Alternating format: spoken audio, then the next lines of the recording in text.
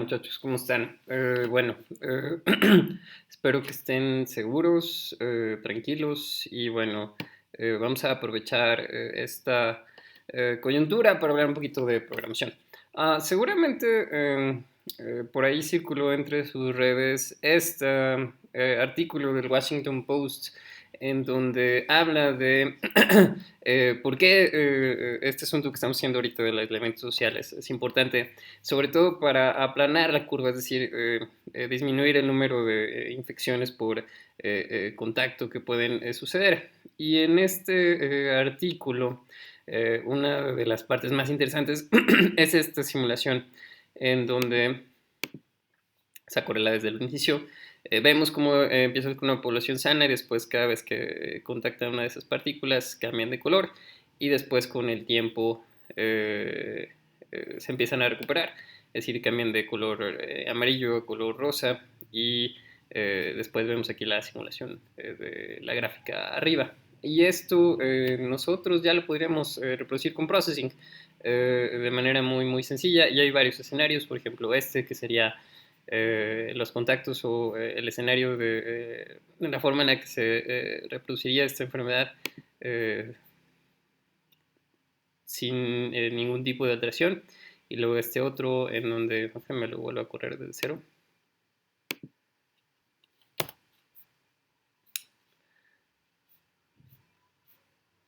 Este otro en donde se simula un escenario donde hay una suerte de cuarentena limitada.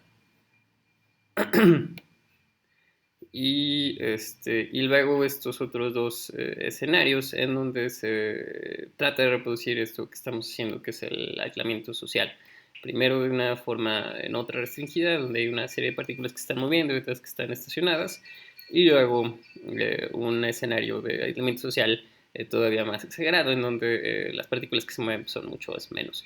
Y la idea con esto es que, como podemos ver, el crecimiento de la curva, es decir, el pico del número total de personas enfermas se reduce drásticamente.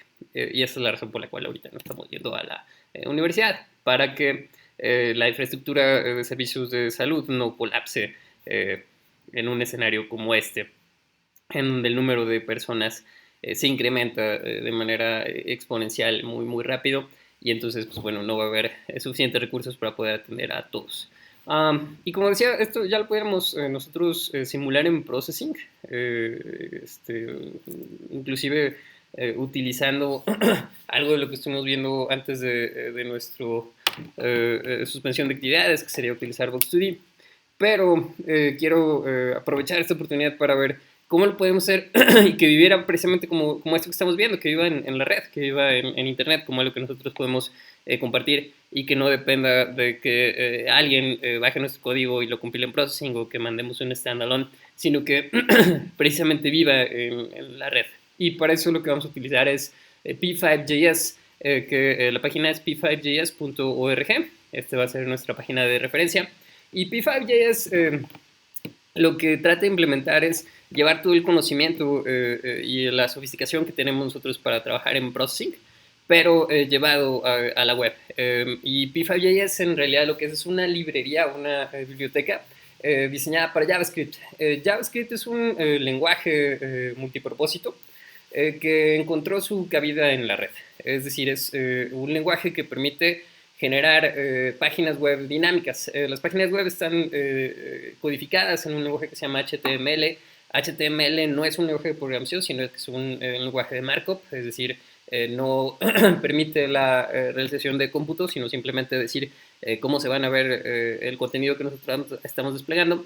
Y desde más o menos hace 10 años se implementó JavaScript ya como el estándar oficial para poder generar contenido dinámico en la red.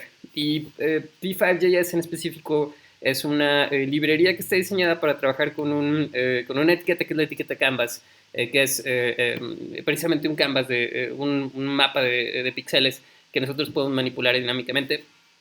Y la ventaja de hacerlo con P5JS es que podemos importar casi uno a uno todo lo que sabemos hacer en processing, pero llevado ahora a Internet. Para poder empezar a trabajar con P5JS desde cero, lo que tendríamos que estar haciendo es empezar una página web. Aquí, si se van aquí a Py.js en Get Started, aquí vendría más o menos cómo tendríamos que preparar nuestra página HTML para que funcione con Py.js, en donde lo que tenemos que hacer es dentro de el head de HTML importamos la librería Py.js y luego abrimos el archivo de JavaScript que contenga nuestro sketch y ahí vamos a utilizar ya nuestro código como si estuviéramos programando en Processing. Pero bueno, esto es la parte de HTML que yo les voy a ser bien honesto. A mí HTML no me gusta trabajar absolutamente nada. Entonces aquí les pasaré un par de referencias ahí en el Git para que puedan trabajar con esto. Pero lo que sí podemos hacer es trabajar con una plataforma en línea. P5.js tiene una propia. Si se van aquí ustedes a Editor, les va a aparecer este editor en donde nosotros podemos ir trabajando con nuestro Canvas y aquí vemos la respuesta en línea. Pero también existen otros lugares como Open Processing, que este es el que más me gusta y este es el que les recomiendo que utilicen, en donde sin hacer nada, simplemente aquí le doy Create Sketch y esto ya me va a abrir un sketch utilizando P5.js y de vuelta de una forma en la que yo me voy a sentir muy cómodo porque esto es muy cercano a Processing. Obviamente con ciertas diferencias porque estamos utilizando otro lenguaje que es JavaScript. Entonces, una de las ventajas es que la sintaxis es prácticamente la misma, pero JavaScript tiene algunas diferencias en términos de, por ejemplo, si nosotros vamos a declarar una función, si esta función no tiene un método de retorno, simplemente ponemos el nombre de function. Si tiene método de retorno, entonces tendremos que poner el tipo de dato que va a regresar. Y algunas otras diferencias que vamos a ir viendo sobre la marcha. Pero las diferencias más importantes es que, a diferencia de Processing que está implementado sobre Java, JavaScript, hacer un lenguaje de scripting no está pensado para que sea compilado, sino que es interpretado en tiempo real, lo cual significa que las variables no están tipadas, lo cual es bastante interesante y ahorita lo explico ya en contexto, y además que los arreglos son dinámicos, lo cual también es interesante y en buena medida vuelve un poco más sencillas ciertas operaciones. Otra cosa es, por ejemplo, la puntuación no es tan estricta como en Java o en C o en Processing mismo. Nosotros podríamos quitar algunos puntos y comas y el código va a seguir funcionando porque los espacios, al parecer, sí tienen un valor semántico aquí.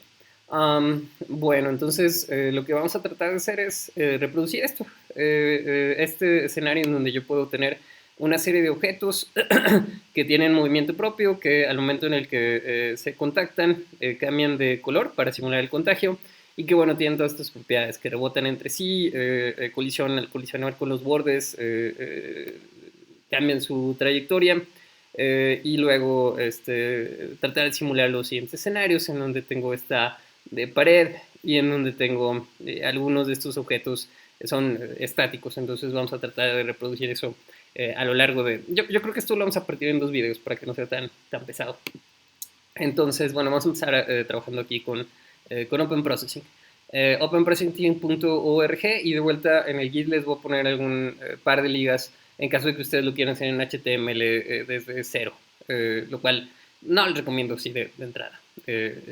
Vamos a tratar de hacerlo un poco más sencillo y amigable utilizando openprocessing.org.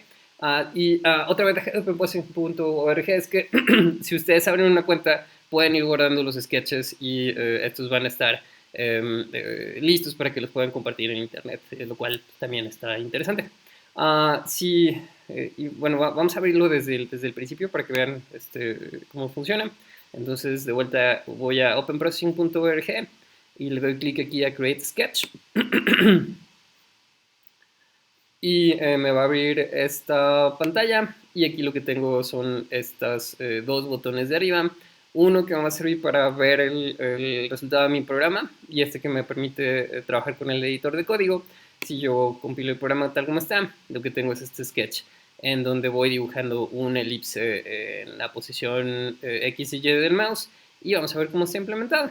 Entonces me regreso. Y como les decía, hay algunas diferencias de sintaxis, algunas diferencias en términos de las funciones, pero en general todo va a ser muy parecido a processing. Simplemente acostumbrarte a declarar ciertas cosas de manera distinta y en eso es en lo que nos vamos a concentrar el día de hoy.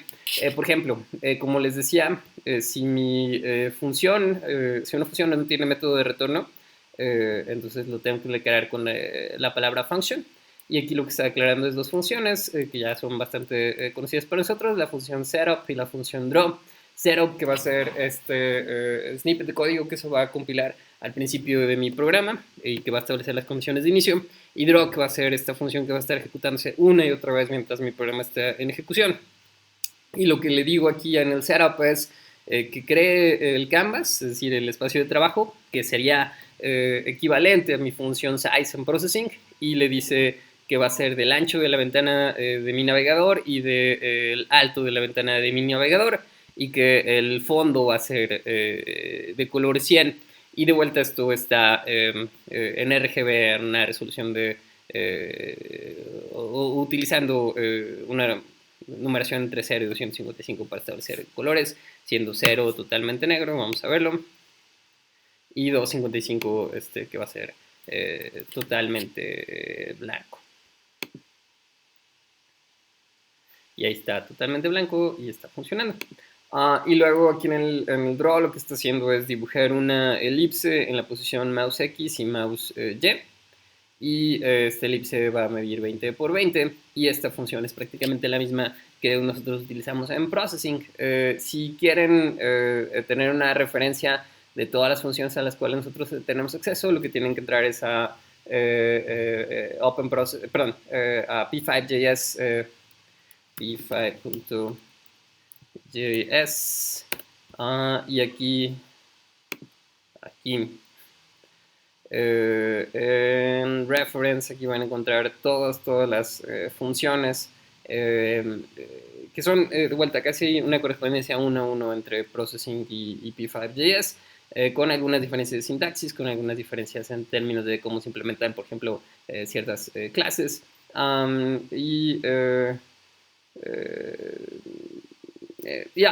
Por ejemplo, esto es diferente. El DOM, que es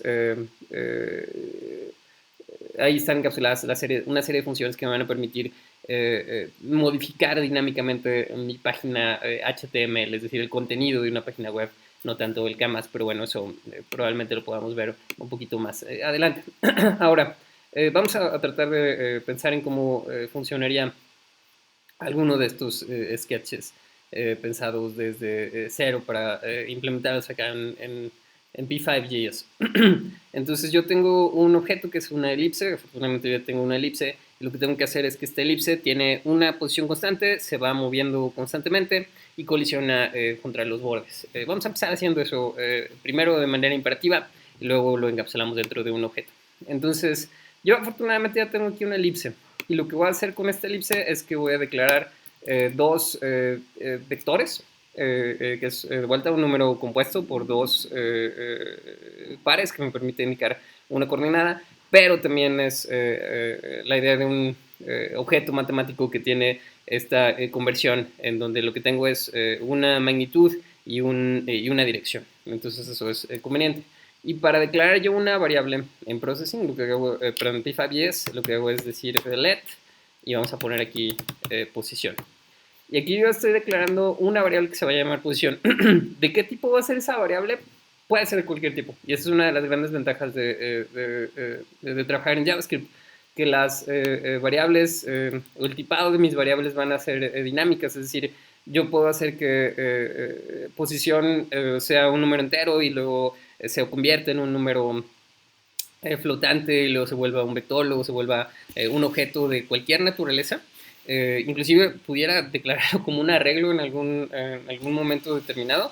A lo mejor no es tan buena idea, pero tengo esa posibilidad y no lo tengo que declarar anticipadamente como tal. Y vamos a utilizar otro vector que se va a llamar velocidad, que lo que va a indicar es hacia dónde se está moviendo mi objeto en un momento determinado.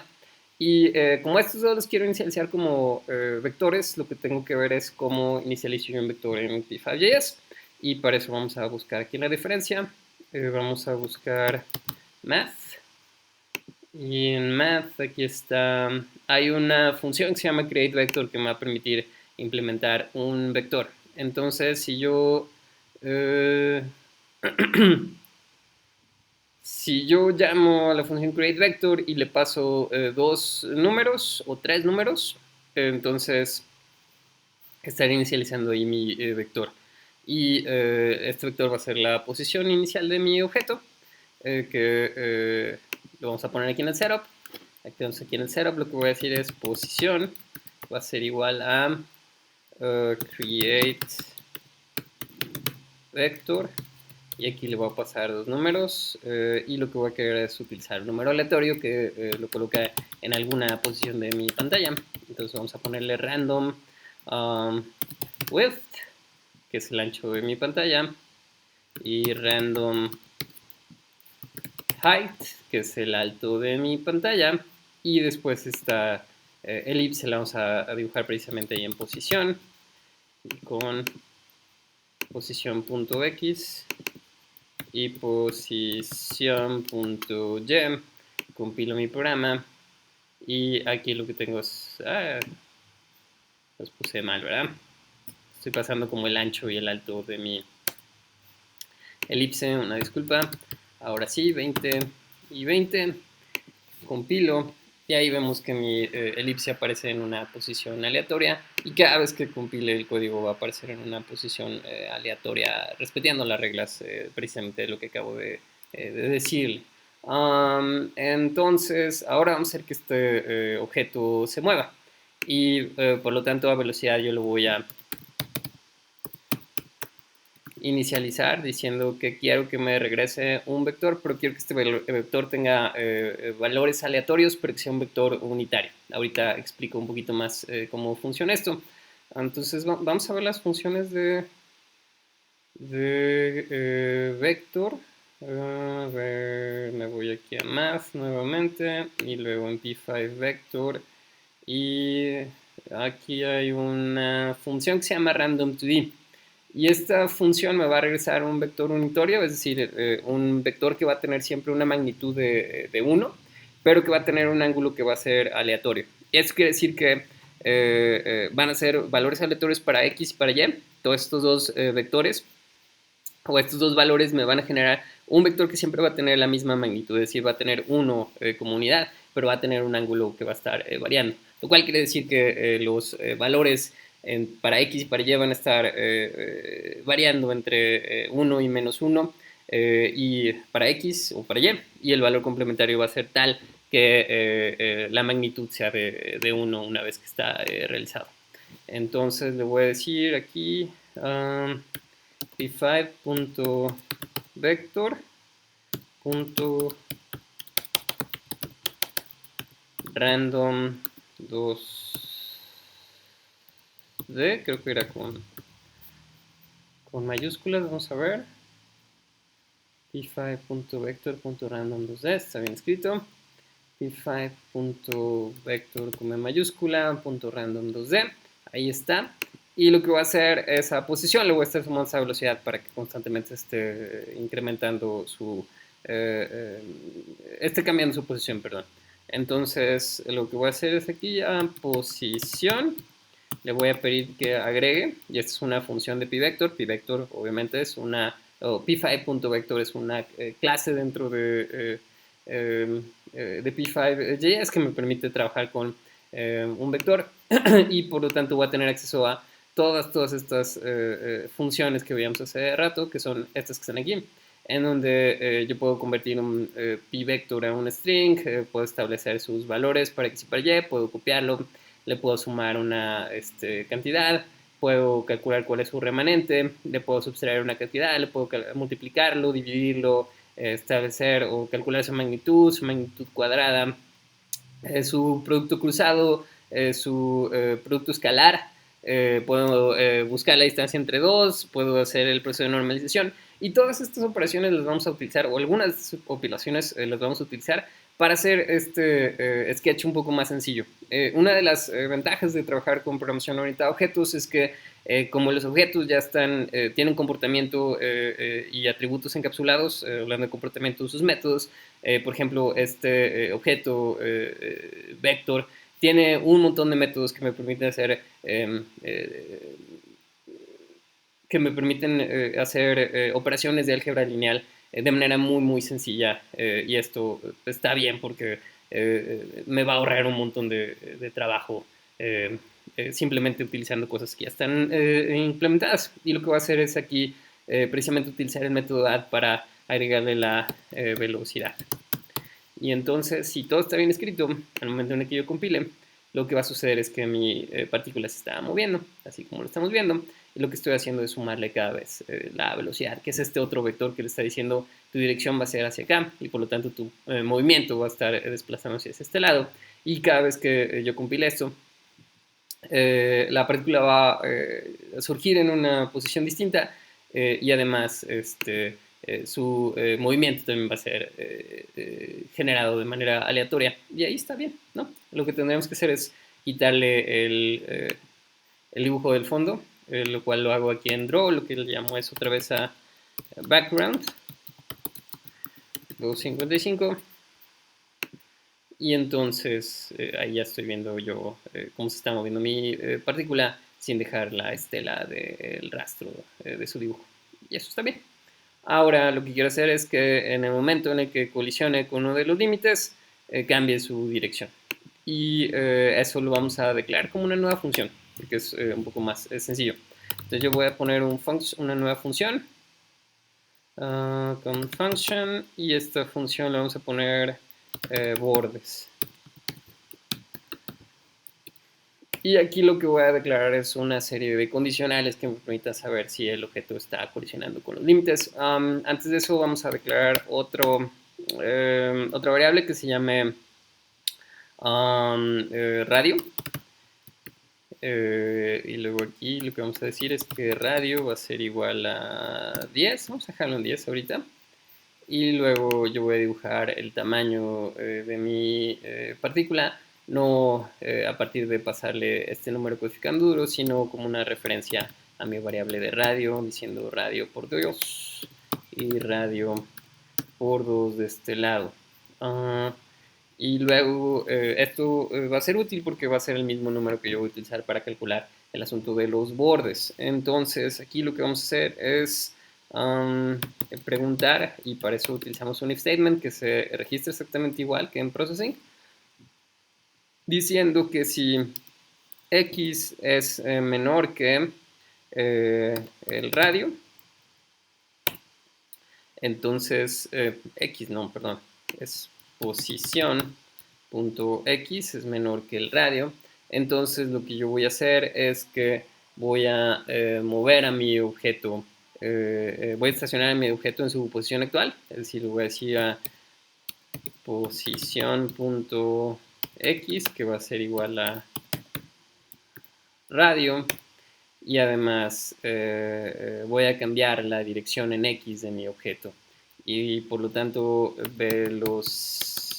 velocidad.x lo voy a multiplicar por -1, y ahí estaría ya declarada la primera parte de mi función de bordes. Y luego, si no, en x no colisiona de su lado izquierdo, sino de su lado derecho, por lo tanto yo lo que tengo que calcular es si la posición x es mayor que el ancho de mi pantalla menos el radio. Entonces voy a querer que su posición sea igual a menos el ancho de la pantalla menos el radio, y también que su velocidad se modifique en esa cantidad. Vamos a ver si funciona esto. No veo la partícula.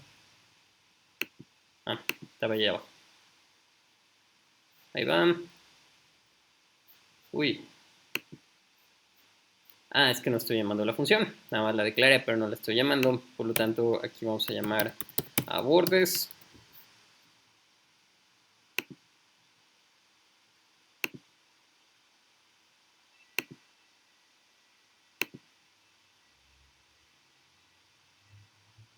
Ya no la vi.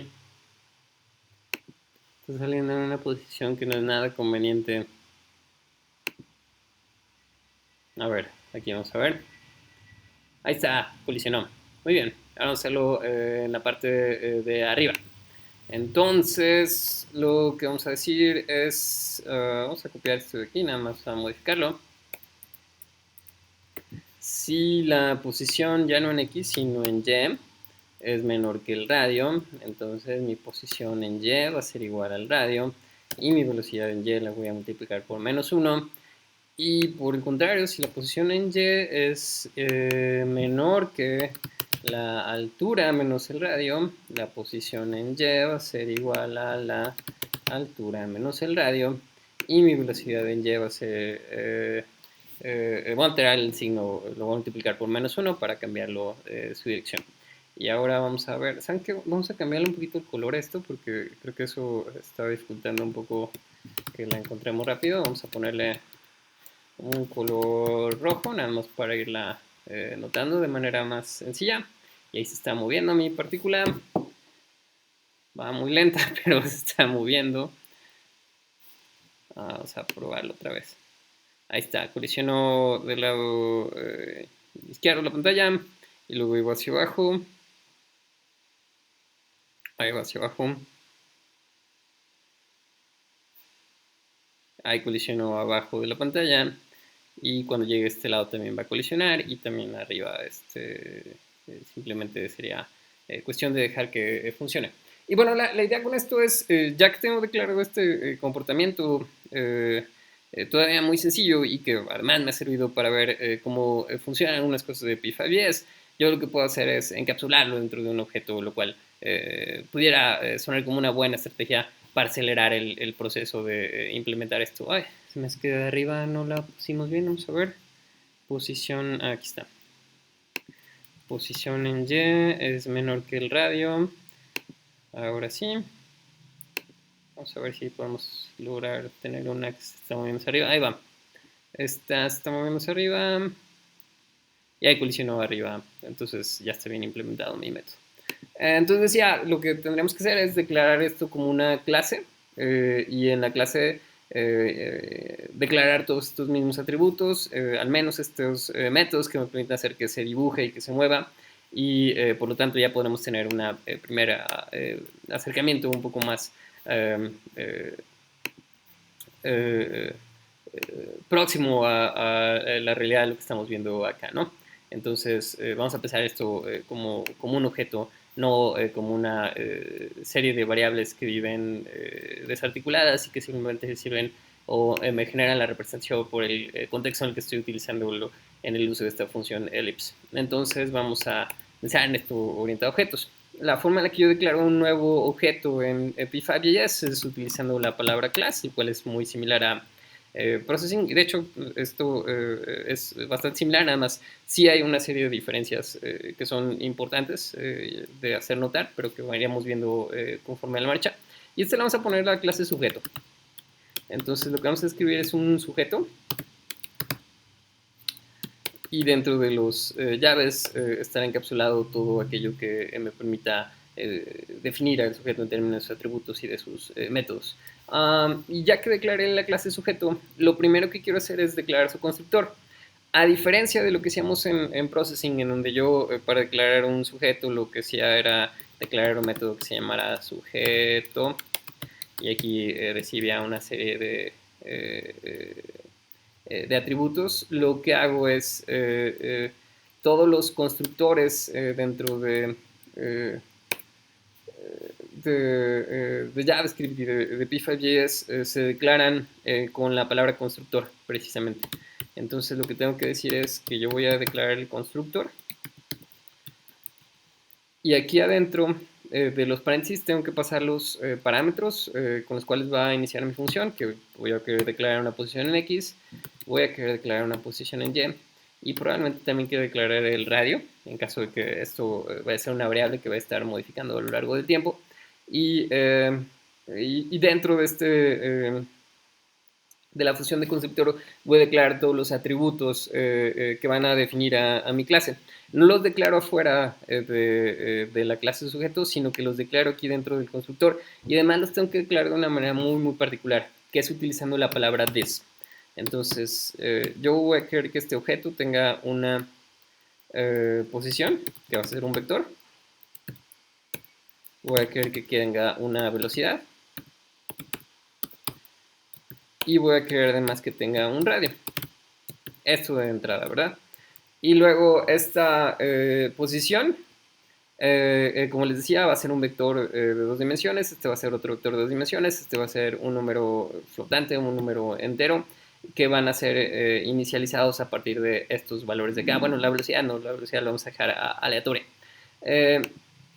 Les decía, tengo que declararlo con la palabra this, y esto es importante porque es un requisito de JavaScript. Todos los atributos, cuando yo los declare o cuando quiera acceder a ellos, para distinguirlos de cualquier otra variable que pudiera existir en el contexto de mi programa, los tengo que hacer predicados por la palabra this. Y esto es porque una de las ventajas, pero al mismo tiempo son las problemáticas de JavaScript, es que yo puedo declarar una variable sin tener que haberla declarado, o puedo invocar una variable, perdón, sin no tenerla que haber declarado con anticipación. Es decir, por ejemplo, vamos a hacerlo aquí en el draw. De repente a mí se me ocurre que yo quiero tener un número que se llame foo, y digo que foo va a ser igual a 4. Y esto es válido en JavaScript. No la tengo que declarar, sino le tengo que decir que me permita que esta variable se llama foo, sino que simplemente la puedo estar utilizando sin que exista. Y esto es muy padre el hecho de poder declarar variables en el momento en el que a ti se te ocurra, sobre todo porque te puede resolver ciertos problemas de implementación, y no tienes que estar tan cuidadoso en términos del manejo de la memoria. Pero también puede llegar a ser problemático en instancias como estas, ¿no? Donde a lo mejor yo declaré una variable más arriba que se llame igual que la variable posición, y para hacer esa distinción entre lo que vive afuera de mi objeto y lo que está encapsulado dentro del objeto, siempre que quiera hacer referencia a un atributo del objeto tengo que utilizar la palabra this. Y entonces aquí lo que yo diría, this posición va a ser igual a el vector. Entonces, por lo tanto, create vector, y esto lo vamos a poner en x baja y y baja. Y luego velocidad, vamos a repetir esto que tenía yo aquí, en donde velocidad va a ser igual a un vector aleatorio. Y por último, el radio va a ser igual a r baja. Y ahí ya están inicializados mis atributos. Y luego de esto, lo que yo voy a querer hacer es declararle sus métodos, además del constructor. Y quiero tener un método que me permita dibujar el objeto, y otro método que me permita actualizar su posición, y demás métodos que lidien con el asunto de las colisiones, ¿no? Entonces, de entrada, vamos a generar el método display. Cuando voy a declarar un método de la clase, si no tiene un método de retorno, es decir, si no va a regresar absolutamente nada, no tengo que utilizar la palabra función y tengo que ponerle nada anticipado al nombre de la función. Y aquí cuando llamo al método display, me va a regresar la elipse. Entonces yo voy a dibujar una elipse, y esta elipse va a estar localizada en disposición.x, disposición.y, y que va a medir el tamaño del radio. Y de vuelta, como estoy haciendo referencia a los atributos de mi objeto, tiene que ser predicados por la palabra this para hacer referencia precisamente al atributo de mi objeto. Posición.x, disposición.y, y this.radio, y this.radio, y ahí está bien declarado mi método de elipse. Y luego tengo que lidiar con el asunto del color, ¿no? Que yo en esta simulación lo que quiero es que mi objeto tenga 3 estados posibles, ¿no? Uno en donde la partícula esté sana, otro en donde el sujeto esté enfermo, y otro que el sujeto se haya recuperado ya de la enfermedad, es decir, que haya generado inmunidad al virus.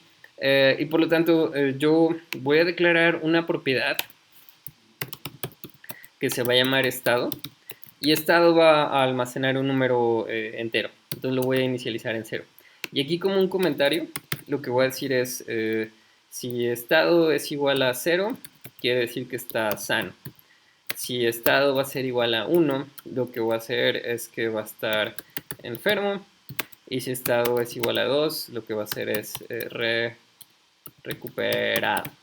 Y cada vez que mis objetos colisionan, si el objeto, si uno de los objetos está enfermo y el otro objeto está sano, entonces va a contagiar la enfermedad.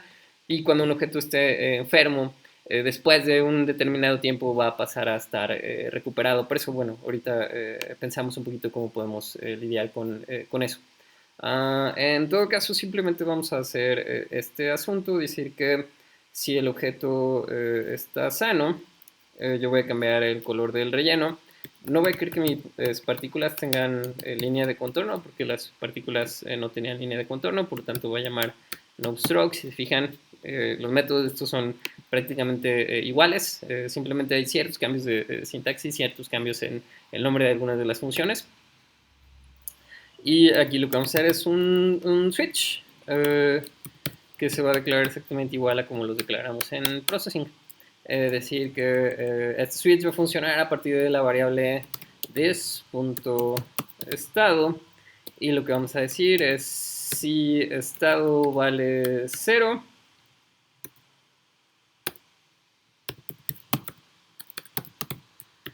si estado vale 1, si estado vale 2, que son los posibles variables que va a tener mi atributo del estado. 0, 1 y 2. Entonces, si el estado es igual a 0, yo voy a querer que mi partícula tenga un color, no sé, azul. Si el estado es 0, mi partícula va a empezar siendo azul, 0, 0, 2, 55. Y luego, si la partícula está contagiada, entonces voy a querer que sea roja. ¿Sí? Y si la partícula ya estuvo enferma y se ha recuperado, entonces voy a querer que mi partícula sea de color verde, 0,255,0. Y a partir de consultar cuál es el valor del atributo de estado, yo lo que voy a hacer es que la partícula cambie la forma en la que se representa visualmente, y esto va a estar implementado dentro de este switch, diciéndole que si estado es igual a 0, entonces va a ser de color azul. Si es igual a 1, va a ser de color rojo. Si es igual a 2, entonces va a ser de color verde. Mis partículas o mis sujetos no van a tener línea de contorno y van a ser representados como una elipse que va a estar dibujada en la posición y, y del tamaño de su radio. Y luego voy a generar otra función que se va a llamar la función update. Y esta lo que va a hacer es, de entrada, va a hacer que la partícula cambie su posición. Por lo tanto, disposición va a ser igual a, le voy a agregar velocidad, por lo tanto, des.velocidad. Ahí estaría actualizando la posición. Y ahorita lidiamos con el asunto del estado. Simplemente vamos a dejar esto aquí. Y luego vamos a lidiar con el asunto de los bordes, que yo ya tengo aquí esta función de bordes. Obviamente voy a tener que hacer ciertos cambios a la sintaxis para que funcione, pero suena como un buen punto de arranque el simplemente copiar y pegar esto.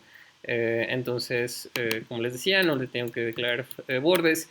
Y aquí es uno de los puntos en donde resulta conveniente tener el uso de mis atributos del uso de la palabra this para hacer referencia a lo que vive dentro del objeto. Porque, por ejemplo, si yo compilo esto, yo contra lo que estaría colisionando es con la variable de posición, no con la variable, no con el atributo posición. Es decir, esta posición.x está haciendo referencia a este atributo de acá arriba y no a la variable, y no al atributo this.posición, que es lo que vive dentro de mi objeto.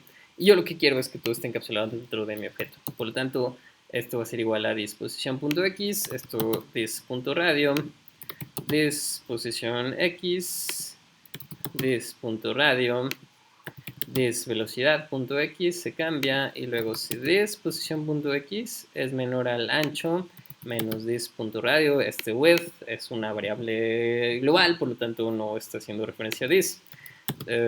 Disposición x, disradio, disvelocidad.x, disposición, disradio, disposición, disradio,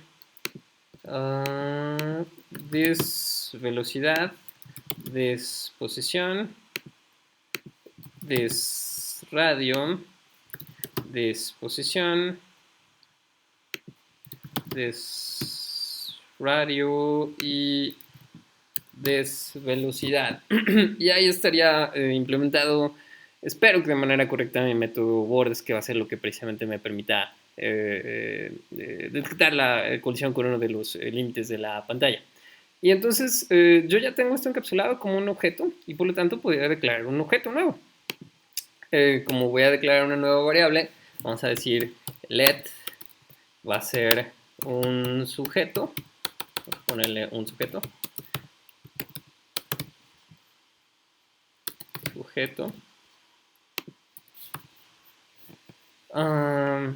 y luego aquí en el setup voy a construir a mi sujeto diciendo que un sujeto va a ser igual a un nuevo sujeto y aquí le paso su posición. Vamos a ponerlo en el centro de la pantalla nada más para ubicarlo de inicio. Width entre 2, height entre 2 y de radio le vamos a poner 10. Ahí ya está mi sujeto declarado y luego aquí en el draw lo que hago es llamar a sus métodos diciendo un sujeto punto display para que se dibuje, un sujeto punto update para que cambie su posición y un sujeto punto bordes para que colisione con los bordes. Y entonces si yo compilo esto, lo que voy a tener es este escenario en donde tengo una partícula azul. A ver, espérenme tantito, ¿cómo quedamos que era esto? Si estado es igual a 0, sí es azul, eso está bien. Y luego le dije que su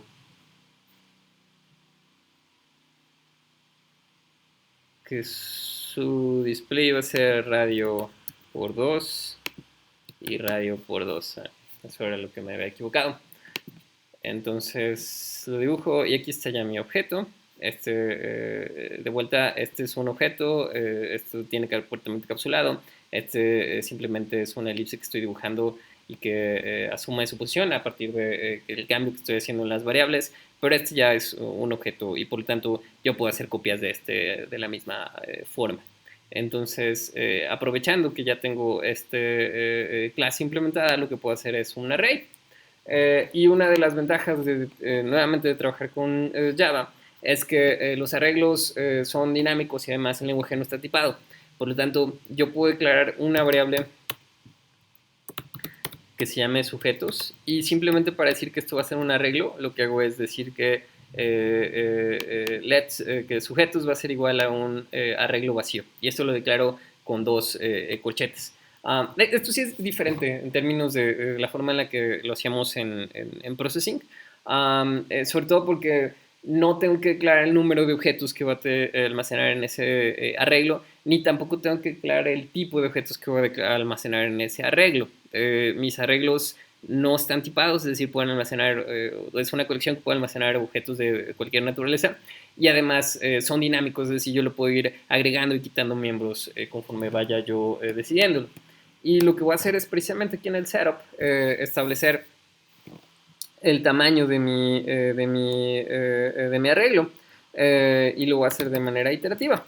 Es decir, voy a utilizar un for loop y para la variable i que va a tener un valor inicial de 0 y va a ser menor que 200, porque va a querer almacenar ahí a 200 sujetos, a 200 fulanos que van a estar moviéndose, y más. Y aquí lo que voy a decir es a sujetos, le voy a agregar uno y yo agrego nuevos miembros a un arreglo en JavaScript utilizando la función push o el método push. Y lo que voy a hacer es agregarle este nuevo miembro diciéndole que esto va a ser igual a un nuevo sujeto. Y este nuevo sujeto va a estar colocado en random el ancho, random el alto. Este es un atributo, no es un método, y luego este punto y coma no va ahí. Y luego que midan igual 10 de ancho. A ver, creo que está bien declarada la función, nada más tengo que cerrar este paréntesis, que es el de push. Y ahí dinámicamente yo estaré agregando 200 objetos a mi colección. No se están viendo, pero ahí están. Y no se están viendo porque precisamente no le estoy llamando su método display, su método date y su método bordes. Y esto lo voy a hacer de la misma forma mediante una iteración. Diciéndole que para el entero y que va a tener un valor de vuelta, me equivoqué. Para i que va a tener un valor igual a 0. Y que va a asumir valores menores que el total de miembros que tengo dentro de mi arreglo, que sería sujetos.length y con incrementos unitarios. Entonces lo que voy a decir es sujetos subíndice i, es decir, cada uno de los miembros de 0 hasta 199, 200 ya no se compila. Le voy a pedir que llame a su método display, que llame a su método update para actualizar su posición, y además que cheque el asunto de los bordes llamando a su método bordes. Y si esto lo compilo, ahí lo que tengo ya son los 200 sujetos moviéndose, colisionando con los bordes. Todavía no detectan si están colisionando con sus objetos, todavía no colisionan con sus pares, todavía no se transmiten la enfermedad, pero de entrada ya tengo esta situación. Y como ya está funcionando esto, ya puedo ir limpiando un poquito de mi código. Lo que voy a hacer es quitar todas las referencias a lo que tenía yo en el principio, dejando únicamente mis sujetos. Por lo tanto, estas variables ya no las necesito, ni tampoco la variable sujeto. Y todo este asunto de aquí ya también no es necesario, lo mismo que la función bordes, que la había yo declarado de manera imperativa, ya está encapsulada dentro de mi clase sujeto. Y ahora compilo, ya está funcionando un inicio. Y pues bueno, por ahorita vamos a dejarle aquí, vamos a cortar este video y ahorita regreso para lidiar con el asunto de las colisiones y del contacto de la enfermedad y todo lo demás. Ahorita nos vemos.